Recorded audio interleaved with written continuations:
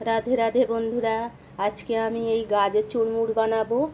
গাজর দিয়ে করবে, দেখুন 4 পিস গাজর নিয়েছি, মানে একটা গাজরকে 4 পিস করেছি, এরকম করে কেটে নিয়েছি। আর এই গাজরটাকে আমি একটু সামান্য নুন দিয়ে সেদ্ধ করে নেবো, হালকা সেদ্ধ।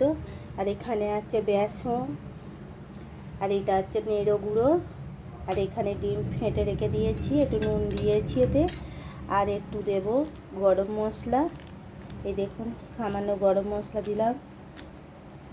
আর একটু মরিচের গুঁড়ো দিলাম, গোলমরিচের গুঁড়ো দিয়ে দিলাম।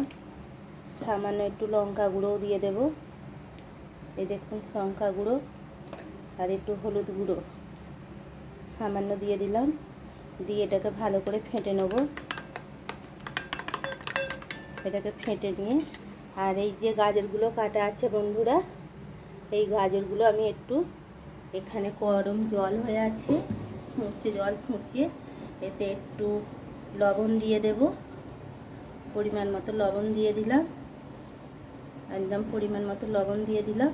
দিয়ে এই 4টে গাজরকে সামান্যভাবে সেদ্ধ করব, সামান্যভাবে সেদ্ধ করব, দিয়ে দিলাম। দিয়ে আমি এটা একটু চাপিয়ে দিয়ে দিলাম।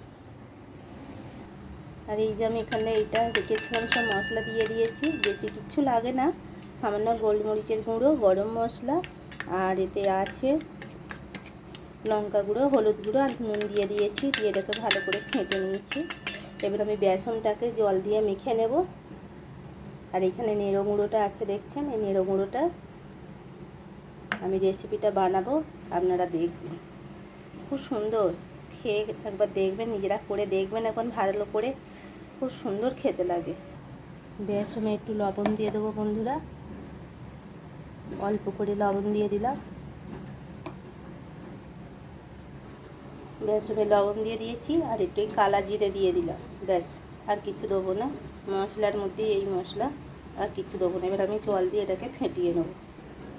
বেসনটা মাখা হয়ে গেছে বন্ধুরা, দেখুন কত সুন্দর করে হালকা করে মেখেছি, বেশি পাতলাও করিনি, একটু বেশ ঘন মতো আছে। এবার আমি গাজরটা দেখি কতটা সেদ্ধ হলো। এই দেখুন বন্ধুরা, গাজরটা একটু ভাপিয়ে দিলাম সামান্য, এতে পরিমাণ মতো একটু হয়ে গেছে, সেদ্ধ হয়ে গেছে। এবার এটাকে আমি নামিয়ে নেব।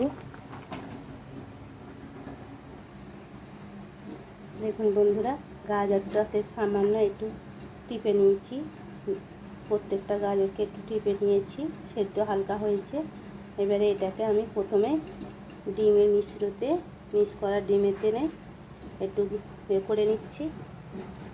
এই যে ডিমের মিশ্রতে একটু নিয়ে, তারপর বেসনে দেবো ফেরো, বেসনেতে দিয়ে, এই দেখুন বেসনেতে দিয়ে ভালো করে বেসনে দিয়ে, এবার আমি একটু নেড়ো গুঁড়োতে দেবো, এই নেড়ো গুঁড়োতে এপাশ ওপাশ করে, এই দেখুন